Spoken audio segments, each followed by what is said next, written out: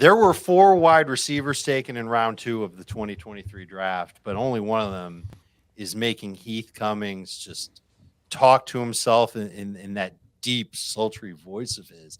Heath, the receiver that you were most excited about in round 2 is 100% Marvin Mims. He was my number 5 wide receiver in this class before the draft. We just saw Sean Payton trade up to draft him with the last pick of round 2. I think the Broncos' first selection in the draft, right? It's not a great landing spot for 2023 target availability as things look right now, although there have been plenty of trade rumors surrounding both Jerry Jeudy and Courtland Sutton. But Marvin Mims was my favorite player, and I love the fact that Sean Payton traded up to get him. Tell me about him specifically, because I'm a little late on the research to Marvin Mims.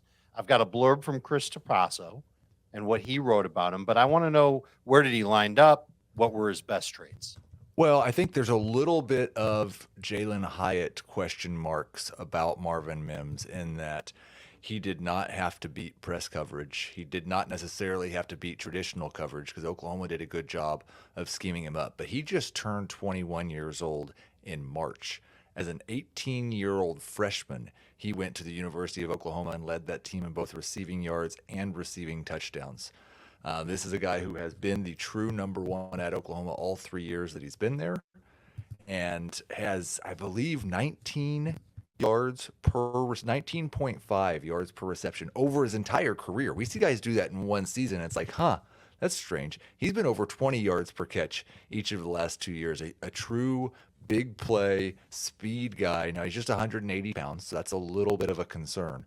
But I love him. I liked him more than Jalen Hyatt, and obviously the NFL did too. We saw a tweet from Warren Sharp right before we hit record on this video. The wide receivers that Sean Payton has taken in the first 2 rounds since he became a head coach: Robert Meacham, Brandon Cooks, Marvin Mims, and then another receiver who's near and dear to your heart, but it doesn't sound like he's the same type of guy, in Michael Thomas. And so now in Denver, is there an opportunity here down the line, maybe as soon as this year, for Mims to overtake Courtland Sutton, who is a big receiver but not a fast receiver? Yeah, I think the Courtland Sutton is the guy who is most likely in trouble by this pick, if I was guessing, just because Sutton has had kind of an up and down, not necessarily like Jerry Jeudy is moving the right direction, it seems, when you look at his production over the last couple of years. Sutton has had good moments when everybody else has not been available, and I think Mims can do the things Sutton does better, except for possibly the catch in traffic. The nice thing about Mims is he's not in traffic as often as Courtland Sutton is because he's open more. That's right. Okay, so round 9, 10, 11, where are you landing in redraft on Mims? Yeah, I think on redraft, it's going to be tough for him to get in the single-digit rounds unless one of Jeudy or Sutton get traded, just because there's enough questions about that Denver offense and then also his place in it. Got it. And then first-round pick in Dynasty, rookie-only drafts? Not in a super flex league. In a one-quarterback league, he's going to be right on that first round. I do think there's one other guy in the second round that I think you can make the argument for, and that's Jonathan Mingo, kind of the opposite situation going to Carolina, where he has all the target opportunity. Now, I didn't like Mingo as much as a prospect, but those two guys will battle for that end of round 1 place. I looked at Mingo as like a poor man's version of DK Metcalf. Not as explosive, went to Ole Miss just like DK. His breakout year was 21, and he didn't even have 1,000 yards in his breakout year. I believe only 5 touchdowns in his breakout year. Flashed a little bit at the Senior Bowl. There was one point where I thought that maybe he was the best wide receiver at the Senior Bowl.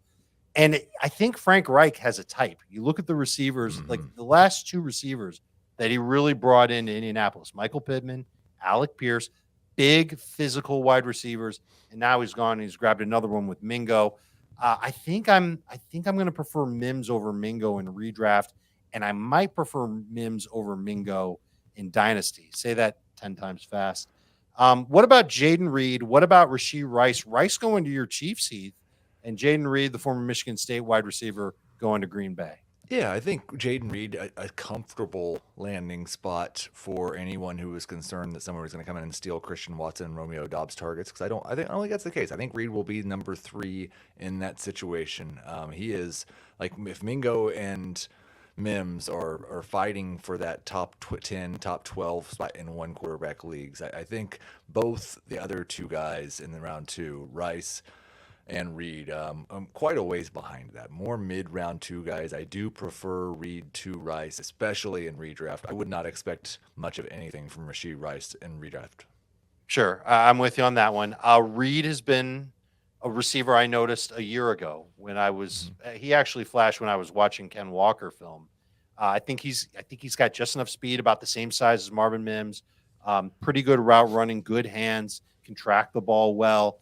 It would not surprise me if he was able to overtake Romeo Dobbs at some point this year. Maybe he could be second on the Packers in targets.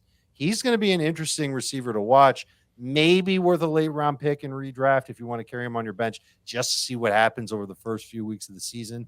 But also somebody who's going to get just past that top 12 mark in dynasty rookie only drafts, and you might hit some gold with Jayden Reed. That's a wrap on the second round wide receivers. A lot on Marvin Mims. Being connected to Sean Payton definitely has its benefits, just like there's benefits to liking and subscribing our videos here on YouTube. It's Fantasy Football Today, brought to you by CBS Sports.